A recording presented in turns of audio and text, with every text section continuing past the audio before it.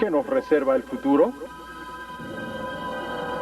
Vivimos en un mundo lleno de tragedias, catástrofes, guerras. Por eso, el importante seminario Global 2000 presenta Psicología Familiar, Salud Preventiva que permita desarrollar un nuevo estilo de vida, resolviendo la problemática de las tensiones.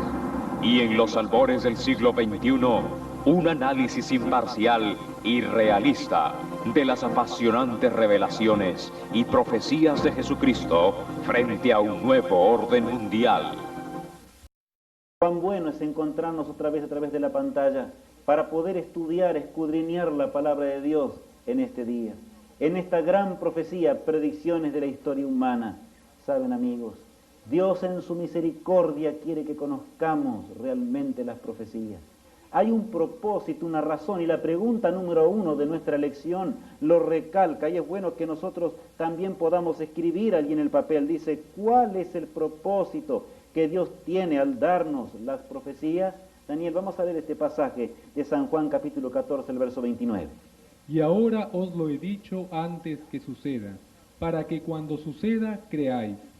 Ahora os lo he dicho antes que suceda, para que cuando suceda creáis, dice nuestro Dios, dice nuestro Padre Celestial. Sí, amigos.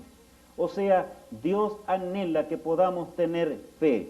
Esa fe viene por el oír, o sea, el aferrarnos al ver el cumplimiento de las profecías, al ver el cumplimiento aún de la historia humana, como vamos a analizar en esta profecía. Nuestra fe va a crecer, nuestra fe va a ser robustecida. ¿No es esto realmente maravilloso, amigos?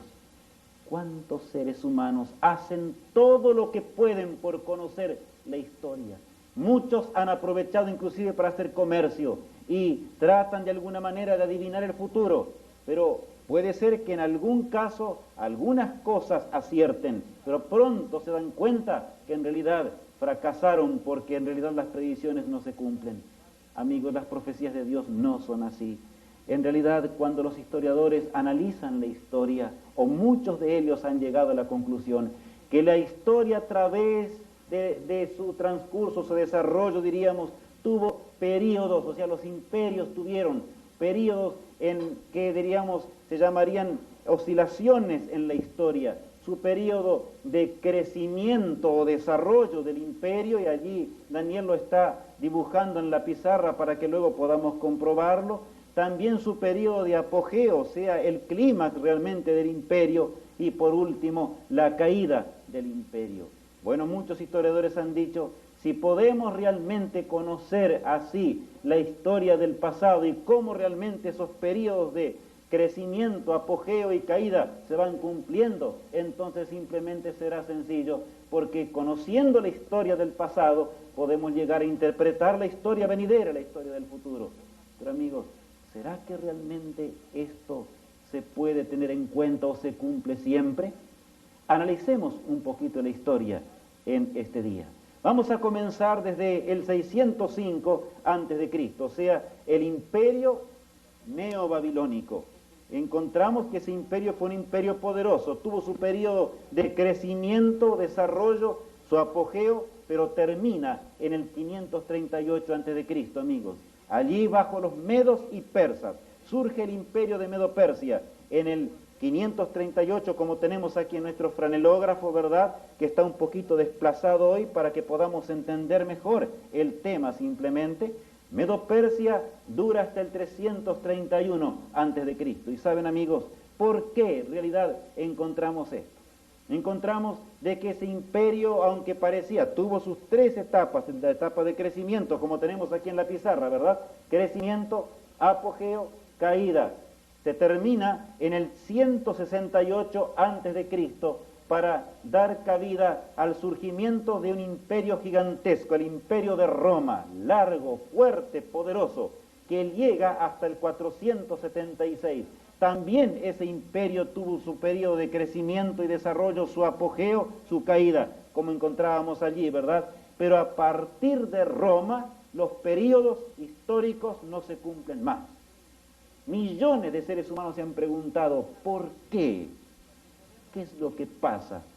Todo lo que los historiadores habían analizado, o aquellos que querían interpretar la historia analizaban, se encontraron frustrados frente a esta realidad. ¿Qué es lo que ocurre?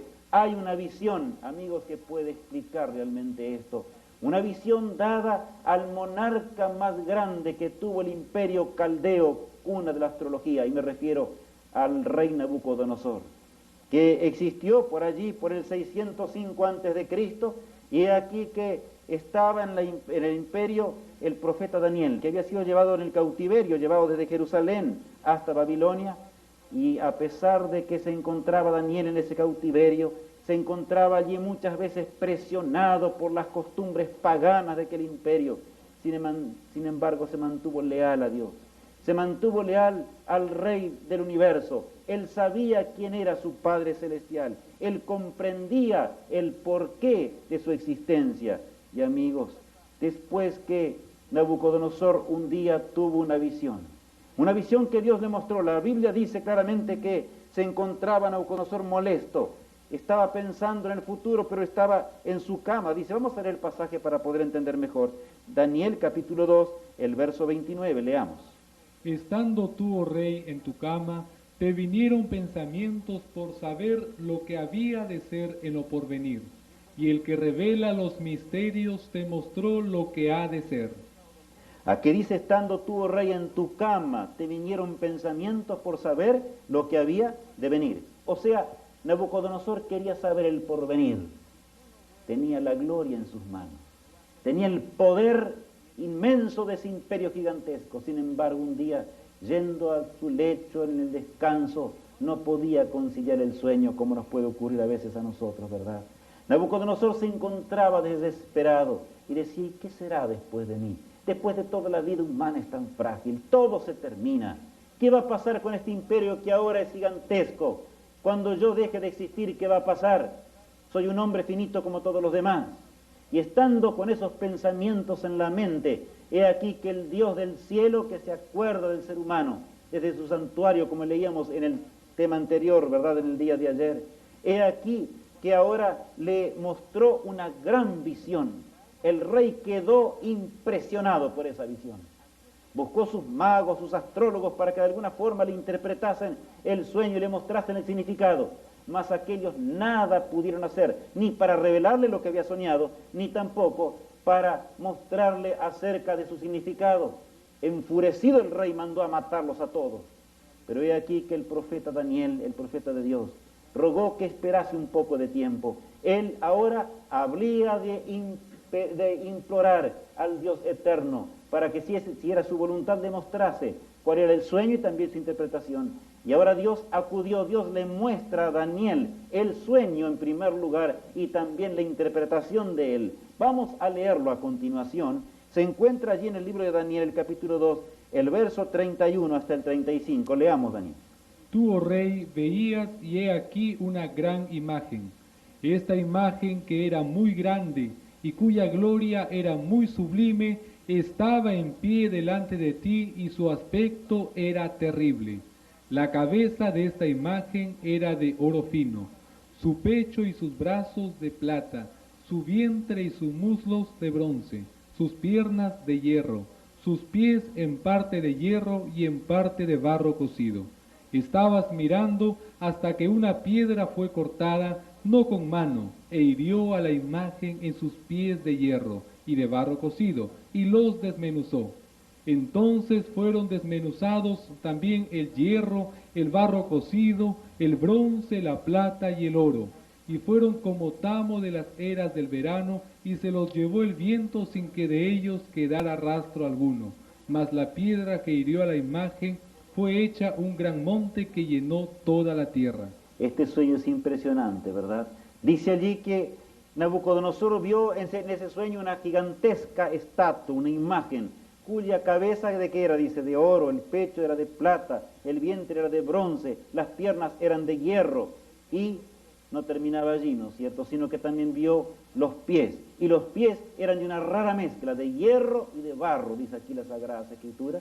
Él estaba mirando fijamente cuando de repente ve una piedra cortada, no con mano humana, dice allí el texto, ¿verdad?, y aquí la piedra cae, pega en los pies y convierta a la estatua en polvo, como tamo de las ceras del verano, dice allí la palabra de Dios, y el viento se los llevó completamente. Nabucodonosor ahora quedó meditando en ese sueño impresionante que había tenido.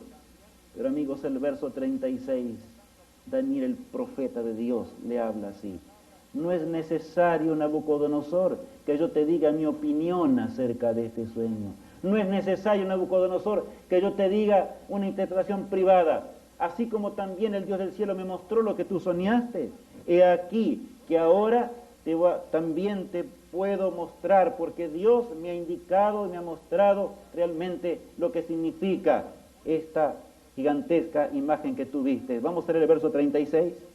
Este es el sueño, también la interpretación de él diremos en presencia del rey. Sí, amigos míos, cuán bueno es poder recordar estas cosas que estamos analizando en el día de hoy.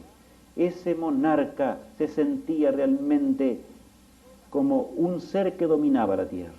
Estaba dominando ese imperio gigantesco. Pero amigos, sin embargo, le faltaban las fuerzas para pensar en el mañana. ¿Qué sería el mañana? Fue a su lecho para descansar. No podía conciliar el sueño hasta que el Dios del cielo le mostró ahora esta visión de la cual leíamos en la palabra de Dios.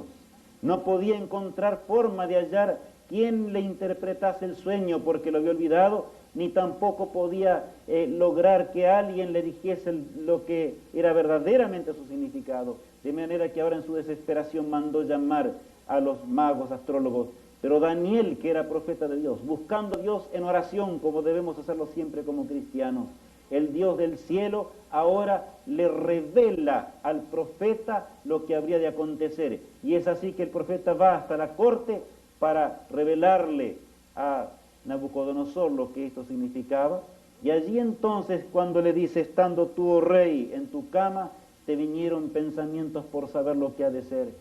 Daniel ahora le revela esa gigantesca imagen de la cual narrábamos recién, cuya cabeza era de oro, el pecho de plata, el vientre de bronce, las piernas de hierro y los pies de esa rara mezcla de hierro y de barro. Una piedra cortada no con mano humana pegó en sus pies y todo fue totalmente desmenuzado. Así leíamos, apreciados amigos. Pero saben, cuán notable es esto. Aquí dice la palabra de Dios que ahora Daniel comienza a narrarle a Nabucodonosor el significado de este sueño impresionante. Leamos lo que dice el verso 37 en adelante. Tú, oh rey, eres rey de reyes, porque el Dios del cielo te ha dado reino, poder, fuerza y majestad.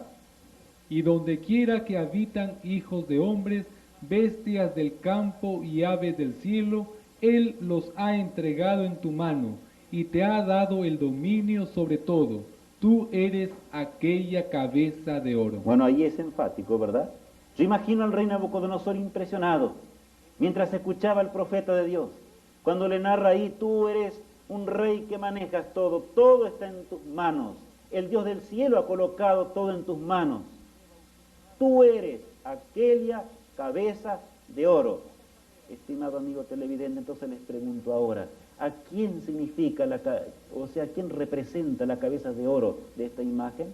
¿Al imperio de Babilonia? No es porque Rubenar lo diga, sino porque así dice la palabra de Dios. Ese gran imperio, ¿verdad? Nabucodonosor se sintió indudablemente feliz, se sintió impresionado, pero las palabras siguientes no le habrán alegrado mucho, ¿verdad? Porque indicaban de que después de él vendría otro reino, pero entre tanto conviene que analicemos un poquito. En el 605 a.C., ese imperio se encontraba en la cumbre de la gloria. Lentamente comenzó a declinar, hasta que en el 538 terminó completamente. Babilonia, llamada una de las 7 maravillas del mundo, tenía sus jardines colgantes que llenaban de gloria realmente a todo aquel que podía ver esos jardines maravillosos. Era realmente un centro religioso de aquellos días, lleno de templos por todos lados. 25 avenidas cruzaban de norte a sur y de este a oeste aquella gigantesca ciudad. Grandes murallas, 2 grandes murallas protegían a Babilonia. Ningún enemigo podía tomarla fácilmente. Pero saben, amigos, la profecía se cumplió. Aún estando nada menos que Daniel, el profeta, todavía en vida, pudo ver el cumplimiento. El texto decía de esta manera, leamos lo que sigue, dice el verso 39. Y después de ti se levantará otro reino inferior al tuyo, y luego un tercer reino de bronce, el cual dominará sobre toda la tierra. Después de ti se levantará otro reino. Nabucodonosor escuchó allí absorto. ¿Cómo sería? Ese imperio de Babilonia habría de terminar. Ese imperio caería. Amigos, ¿cómo se cumplió esto en la historia? Decíamos recién, ¿verdad? Repentinamente, siendo Daniel un anciano, he aquí que pudo observar el cuadro cuando Ciro, al mando de las tropas de los medos y persas, desvió el cauce del río Éufrates, entró y en una sola noche tomó ese imperio gigantesco, y al otro día Darío el Medo, de 62 años de edad, se encontraba gobernando el imperio más grande de la tierra. Sí, amigos, así son las cosas de Dios.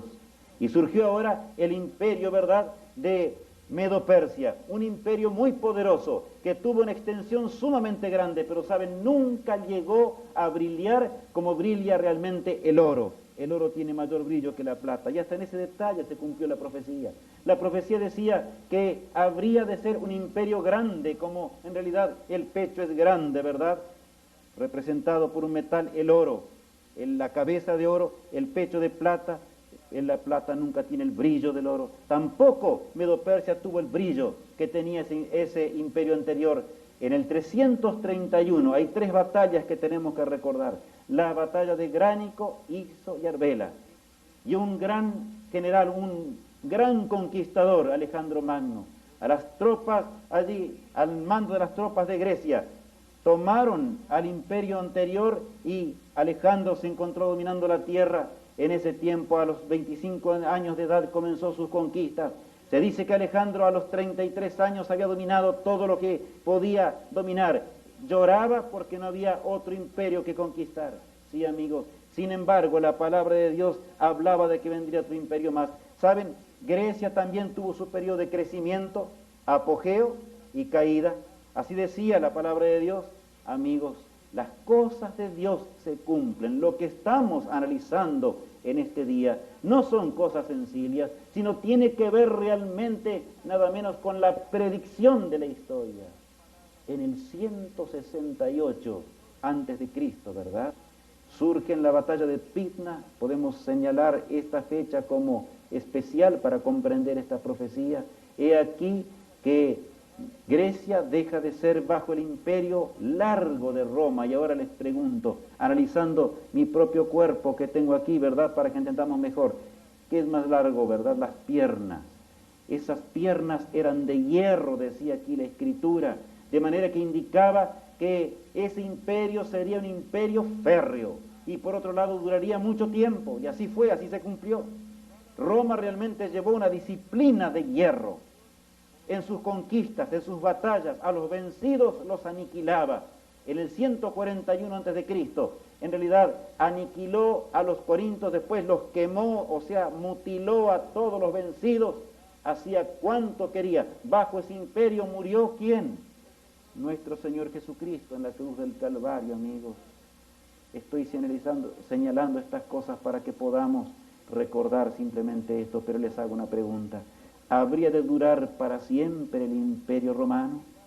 La palabra de Dios decía que no, ¿verdad?, sino que también tendría su fin. Era el cuarto imperio universal que predecía las Sagradas Escrituras.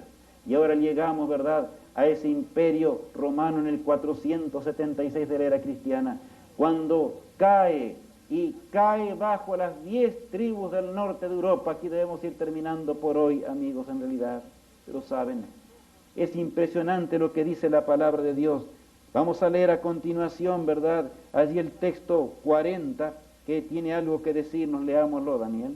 Y el cuarto reino será fuerte como hierro, y como el hierro desmenuza y rompe todas las cosas, desmenuzará y quebrantará todo.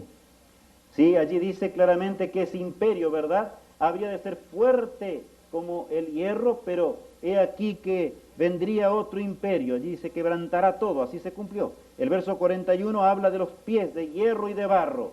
qué notable. La cabeza era de oro, dice en primer lugar, ¿verdad? Analizamos allí ese imperio representado por la cabeza de oro, representaba Babilonia, como estudiábamos recién. Luego, ¿verdad?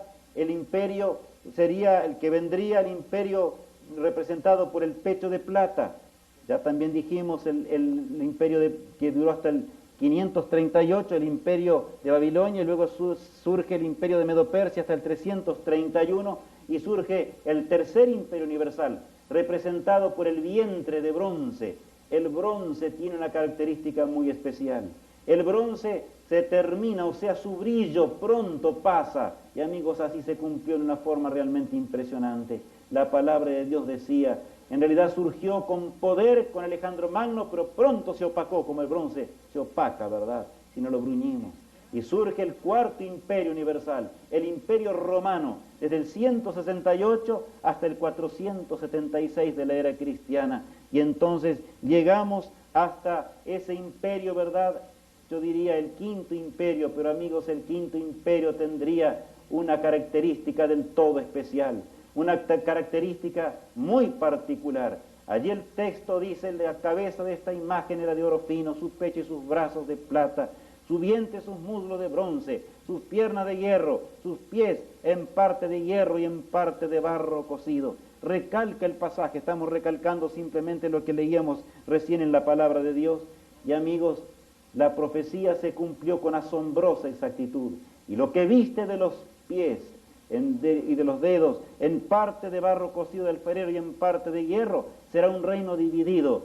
Y habrá en los dedos de los pies, que eran de parte de hierro y en parte de barro cocido, ¿verdad? Algo de fuerza, y también, como es fuerte el hierro, dice allí, y frágil también como es el barro.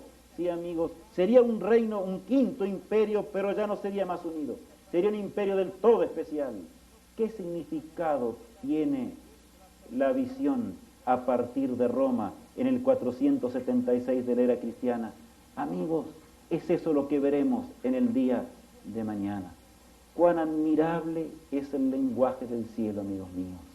Saben, es impresionante realmente. Babilonia pasó en la historia, también terminó en el 538, surgió Medo-Persia, también cayó en el 331, surge luego Grecia y sucumbe en el 168, surge Roma, también terminó. Hemos analizado muchos siglos de historia, predichos, la predicción, nuestro Dios quería que entendamos, y leíamos hoy al comenzar, ¿verdad? Para que cuando suceda, ¿qué cosa? Creáis, dice nuestro Padre Celestial. Saben, amigos, esta profecía no termina aquí. Hemos llegado solamente hasta, yo diría, poner el fundamento para entender la grandiosidad de lo que Dios quiere que conozcamos.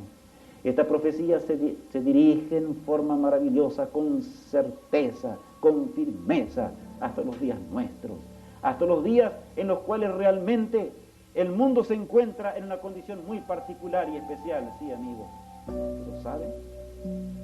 Mañana podremos penetrar en el futuro. No solamente llegar hasta nuestros días, sino conocer ese inmediato futuro que nos aguarda. No lo que dice Rubenar, no lo que dice algún astrólogo, mago, adivino, amigos míos, sino lo que quiere revelarnos ese Dios eterno, omnipotente, el que hizo los astros y las galaxias, el universo entero, nuestro Padre Celestial.